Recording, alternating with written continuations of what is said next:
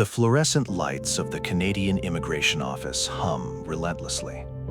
A 65-year-old man sits across from a government official. He is a father, a successful businessman, and he is entirely out of options.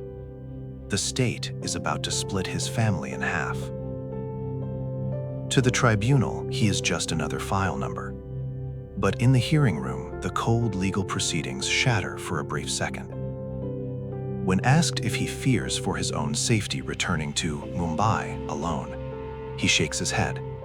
He doesn't fear for his own body.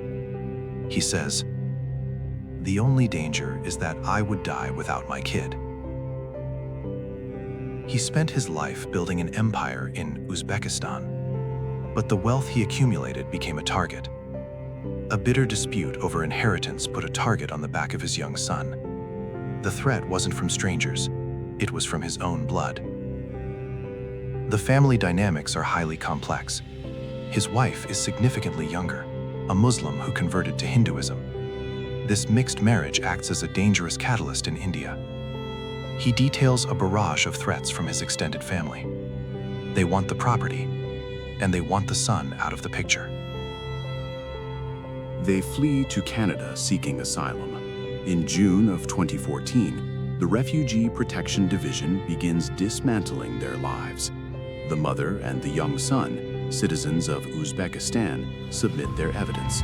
The father, holding a navy blue Indian passport, submits his. They wait for the bureaucratic machine to process their fate. In April 2015, the decision comes down. It is a staggering blow. The tribunal accepts the wife and son. They are officially persons in need of protection, but the father is rejected. The state draws a thick black line right through the center of their living room.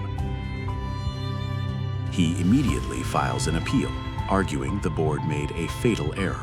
He claims his family is a specific social group, and returning him to India means forcing his protected wife and child to follow him into the fire.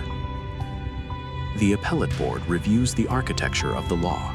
They look to a landmark precedent known as Huruglitsa. The mandate is clear. The division cannot simply rubber stamp the lower board's ruling.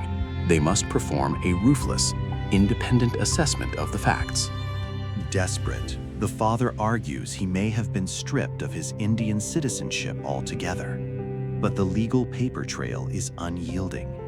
Section 10 of the Indian Citizenship Act requires proof of foreign naturalization, or an absence of 7 years without consular registration. His frequent flights to Delhi contradict his own defense. The passport in his pocket seals his fate.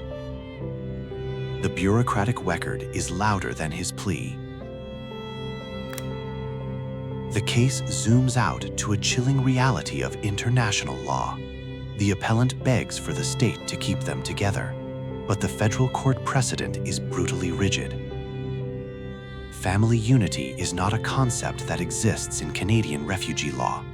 The system does not care who you love, it only cares what you can prove. In the eyes of the law, the family is no longer a unit. It is a collection of individual files. Because he testified he faces no personal physical danger if he returns alone, the legal threshold collapses. The persecution of one family member does not automatically shield the others. The tribunal documents note his extensive travel and his vast business interests. They determine his risk in India is nothing more than a mere possibility. In the eyes of the state, a possibility is not a protection. Pursuant to Section 111(1)(a) of the Immigration and Refugee Protection Act, the appeal is dismissed. The gavel falls. The paper is signed. His wife and son are safe in Canada, but the father must walk out of the tribunal alone, facing a one-way ticket back to the very place he tried to escape. The case is closed. The family is divided.